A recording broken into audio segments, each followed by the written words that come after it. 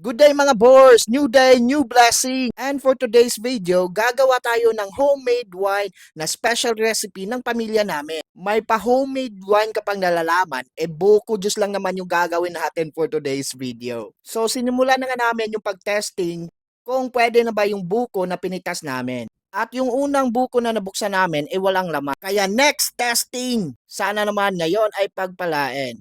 At hinulog na nga ang pangalawang buko para matesting kung meron na ba yang laman. At medyo natagalan nga kami sa pagbukas ng buko kasi medyo mapurol yung itak na ginagamit namin.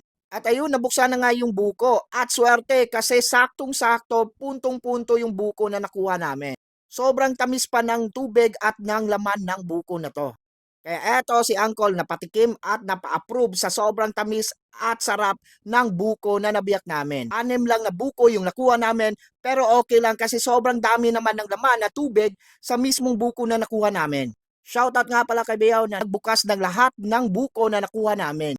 Ang sarap talaga mamuhay dito sa probinsya. Kasi itong buko na to, pag nasa city ka, nasa 60 to 80 pesos yung magagastos mo sa isang buko. Kaya napakaswerte talaga kung nasa probinsya ka kasi makukuha mo lang yan ng libre. Kaya sinumulan na nga namin pagtulungan na kuskusin yung mga laman ng buko para gawing buko juice.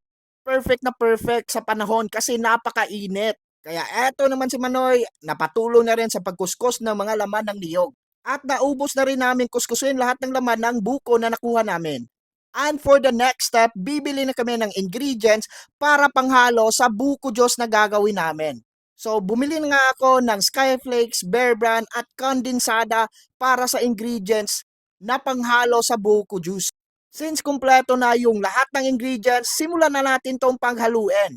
Una, ibuhos lahat ng kondensada sa buko, tapos durugin yung Skyflakes at ihalo. Syempre, wag natin kalimutan yung powdered milk. Tapos, paghaluin nyo na lang ng maigi. At eto na nga, ready to serve na yung buko juice na nagawa natin. Napakasarap naman talaga ng fresh buko juice galing pa sa niyog. At dyan na nga nagtatapos yung content natin for today. Thank you so much sa panonood ng ating video and don't forget to follow for more videos.